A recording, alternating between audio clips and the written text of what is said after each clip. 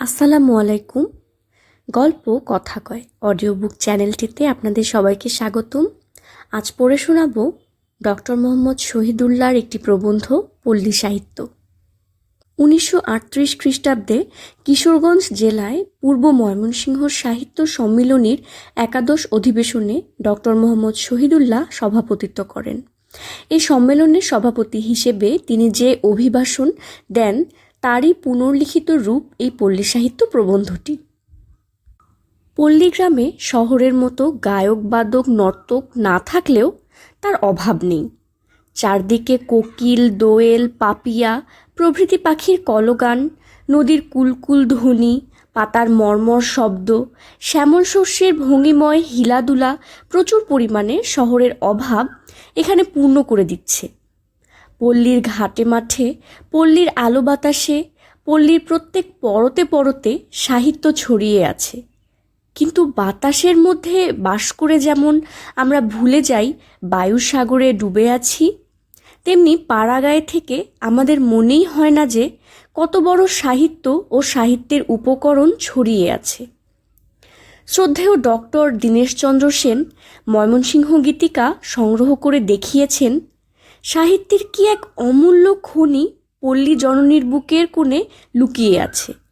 সুদূর পশ্চিমের সাহিত্যরসিক রোমারোলা পর্যন্ত ময়মনসিংহের মদিনা বিবির সৌন্দর্যে মুগ্ধ হয়েছেন। মনসুর বয়াতির মতো আরও কত পল্লী কবি শহুরে চক্ষুর অগোচরে পল্লীতে আত্মগোপন করে আছেন।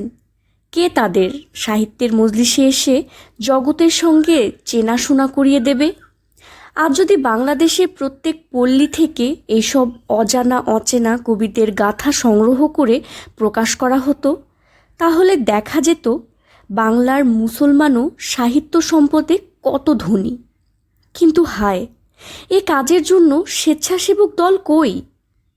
আমরা পল্লীগ্রামে বুড়ো বুড়ির মুখে কোনো ঝিল্লিমুখর সন্ধ্যাকালে যেসব কথা শুনতে শুনতে ছোটবেলায় ঘুমিয়ে পড়েছি, সেগুলি না কত মনোহর, কত চমকপ্রদ।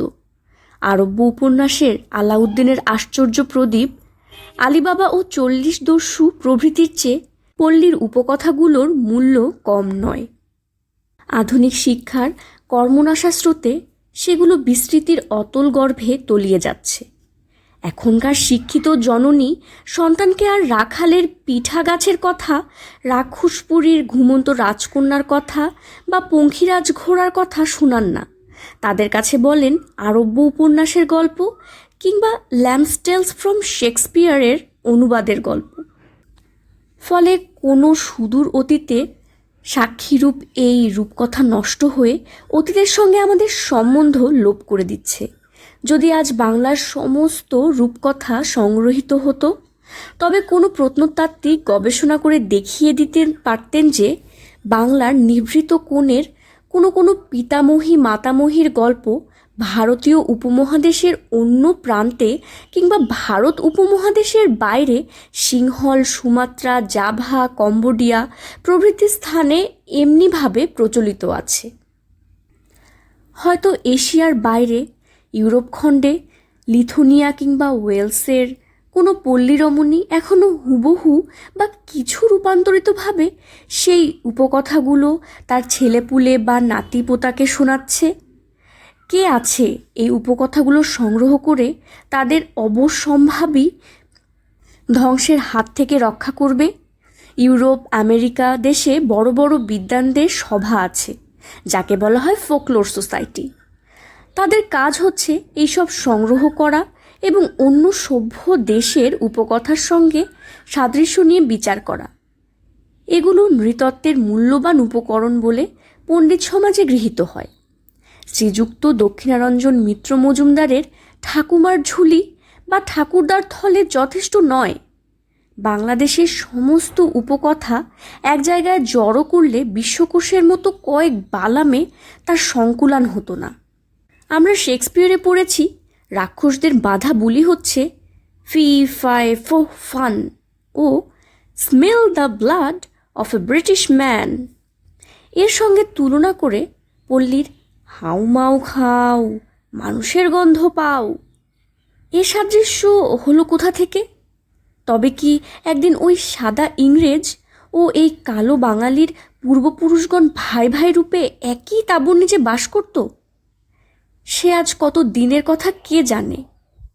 আমরা কথায় কথায় প্রবাদ বাক্য জুড়ে দিই, যেমন দাঁত থাকতে দাঁতের মর্যাদা নেই, ধরি মাছ না ছুঁই পানি, আপনি বাঁচলে বাপের নাম, এইরকম আরও কত কি। তারপর ডাকের কথা আছে, খনার বচন আছে, যেমন ধরুন, কলা রুয়ে না কেটো পাত, তাতেই কাপড় তাতেই ভাত। প্রবাদ বাক্যে এবং ডাক ও খনার বচনে কত যুগের ভূয় দর্শনের পরিপক্ক ফল সঞ্চিত হয়ে আছে, কে তা অস্বীকার করতে পারে? শুধু তাই নয়, জাতির পুরনো ইতিহাসের অনেক গোপন কথাও এর মধ্যে খুঁজে পাওয়া যায়। আমরা আজও বলি, পীরেই বসে পেরোর খবর। এই প্রবাদ বাক্যটি সেই সময়ের কথা মনে করিয়ে দেয় যখন পান্ডুয়া বঙ্গের রাজধানী ছিল। কে এই প্রবাদ বাক্য, ডাক, খনার বচনগুলি সংগ্রহ করে তাদের চিরকাল জীবন্ত করে রাখবে? তারপর ধরুন ছড়ার কথা। কথায় কথায় ছেলে মেয়েগুলো ছড়া কাটতে থাকে।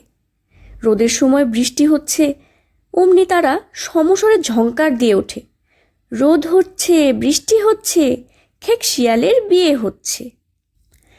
এর সঙ্গে সঙ্গে মনে করুন মায়ের সেই ঘুমপাড়ানি গান, সেই খোকাখুকির ছড়া, এগুলি সরস প্রাণের জীবন্ত উৎস। কিন্তু আজ দুঃখে দৈন্যে প্রাণের সুখ নেই। ছড়াও ক্রমে লোকে ভুলে যাচ্ছে। কে এগুলিকে বইয়ের পাতায় অমর করে রাখবে? শুধু ছড়া কেন, খেলাধুলার না কত বাধা গত আছে বা ছিল আমাদের এই দেশে। যখন ফুটবল, ব্যাটবলের নাম কারো জানা ছিল না, তখন কপাটি খেলার খুব ধুম ছিল। সে খেলার সঙ্গে কত না বাধা বুলি ছেলেরা ব্যবহার করত। 1 হাত বললা 12 হাত শিং, উড়ে যায় বললা ধা তিং তিং। বিদেশি খেলার প্রচলনের সঙ্গে সঙ্গে এসব লোপ পাবার উপক্রম হয়েছে। কে এদের বাঁচিয়ে রাখবে? তারপর ধরুন পল্লী গানের কথা। পল্লী সাহিত্যর সম্পদের মধ্যে এই গানগুলি অমূল্য রত্নবিশেষ। সেই জারি গান, সেই ভাটিয়ালি গান, সেই রাখালি গান, মারফতি গান, গানের এক অফুরন্ত ভাণ্ডার পল্লীর ঘাটে মাঠে ছড়ানো রয়েছে। তাতে কত প্রেম, কত আনন্দ, কত সৌন্দর্য, কত তত্ত্ব জ্ঞান ওতপ্রোতভাবে জড়িয়ে আছে। শহুরে গানের প্রভাবে সেগুলো এখন বর্বর চাষার গান বলে ভদ্র সমাজে আর বিকায় না। কিন্তু মন মাঝি তোর বৈঠা নেড়ে আমি আর বইতে পারলাম না, এই গানটির সঙ্গে আপনার শহুরে গানের কোনো তুলনা হতে পারে? কিন্তু ধারাবাহিক রূপে সেগুলো সংগ্রহের জন্য কোনো চেষ্টা হচ্ছে কি? এ পর্যন্ত যা বললাম সেগুলো হচ্ছে পল্লীর প্রাচীন সম্পদ। সাহিত্যের ভাণ্ডারে দান করবার মতো পল্লীর নতুন সম্পদের অভাব নেই। আজকাল বাংলা সাহিত্য বলে যে সাহিত্য চলছে, তার 15 আনা হচ্ছে শহুরে সাহিত্য। সাধু ভাষায় বলতে গেলে নাগরিক সাহিত্য। সে সাহিত্য আছে রাজরাজরার কথা, বাবু বিবির কথা, মোটর গাড়ির কথা, বিজলি বাতির কথা, সিনেমা থিয়েটারের কথা, চায়ের বাটিতে ফুঁ দেবার কথা। এইসব কথা নিয়ে গল্প, উপন্যাস, কবিতা, নাটক রাশি রাশি লেখা হচ্ছে। পল্লীর গৃহস্থ কৃষকদের, জেলে মাঝি, মুটে মজুরের কোনো কথা তাতে ঠাঁই নাই। তাদের সুখ দুঃখ, তাদের পাপ পুণ্য, তাদের আশা আকাঙ্ক্ষার কথায় কজন মাথা ঘামাচ্ছে? আমাদের বিশ্ববরেণ্য কবি সম্রাটও এবার ফিরাও মোড়ে বলে আবার পুরানো পথে নাগরিক সাহিত্য নিয়েই ব্যস্ত ছিলেন। ধান গাছে তক্তা হয় কি না এখন শহুরে লোকেরা এটা জানলেও পাড়াগাঁয়ের জীবন তাদের কাছে এক অজানা রাজ্য। সেটা কারো কাছে একেবারে পচা জঘন্য, আবার কারো কাছে একেবারে চাঁদের জ্যোৎস্না দিয়ে ঘেরা। তারা পল্লীর মর্মকথা কি করে জানবেন? কি করেই বা তার মুখচ্ছবিখানি আঁকবেন? আমাদের আজ দরকার হয়েছে শহুরের সাহিত্যের বালাখানার পাশে গেয় সাহিত্যের জড়ো বাংলার ঘর তুলতে। আজ অনেকের আত্মা ইট পাথর ও রোলার কৃত্রিম বাঁধন থেকে মুক্ত হয়ে মাটির ঘরে মাটির মানুষ হয়ে থাকতে চাচ্ছে। তাদের জন্য আমাদের কিছু গড়া গাঁথার দরকার আছে। ইউরোপ, আমেরিকায় আজ এই প্রোলিটারিয়েট সাহিত্য ক্রমে আদরের আসন পাচ্ছে, আমাদের দেশেও পাবে। কিন্তু কোথায় সে পল্লীর কবি, ঔপন্যাসিক ও সাহিত্যিক যারা নিখুঁতভাবে এই পল্লীর ছবি শহরের চশমা আটা চোখের সামনে ধরতে পারবেন? এই সমস্ত রূপকথা, পল্লীগাথা, ছড়া প্রভৃতি দেশের আলো বাতাসের মতোই সকলেরই সাধারণ সম্পত্তি। তাতে হিন্দু মুসলমান কোনো ভেদ নেই। যেরূপ মাতৃস্তনে সন্তান মাত্রেই অধিকার, সেরূপ এই পল্লী সাহিত্যে পল্লী জননীর হিন্দু মুসলমান সকল সন্তানেরই সমান অধিকার। এক বিরাট পল্লী সাহিত্য বাংলায় ছিল, তার কঙ্কাল বিশেষ এখনো কিছু আছে। সময়ের ও রুচির পরিবর্তনে সে অনাদৃত হয়ে ধ্বংসের পথে দাঁড়িয়েছে। নেহাত সেকেলে পাড়াগাঁয়ের লোক ছাড়া সেগুলোর আর কেউ আদর করে না। কিন্তু একদিন ছিল যখন নায়ের দাড়ি মাঝি থেকে গৃহস্থের বৌঝি পর্যন্ত, বালক থেকে বুড়ো পর্যন্ত, আমির থেকে গরিব পর্যন্ত সকলকেই এগুলো আনন্দ উপদেশ বিলাত। যদি পল্লী সাহিত্যের দিকে পল্লীর জননীর সন্তানেরা মনোযোগ দেয়, তবেই আমার মনে হয় এরূপ পল্লী সাহিত্য সভার আয়োজন সার্থক হবে। নচেত এ সকল কেবলই ভুয়া, কেবলই ফক্কিকার। এতক্ষণ পড়ে শোনাচ্ছিলাম ডক্টর মোহাম্মদ শহীদুল্লাহর প্রবন্ধ পল্লী সাহিত্য।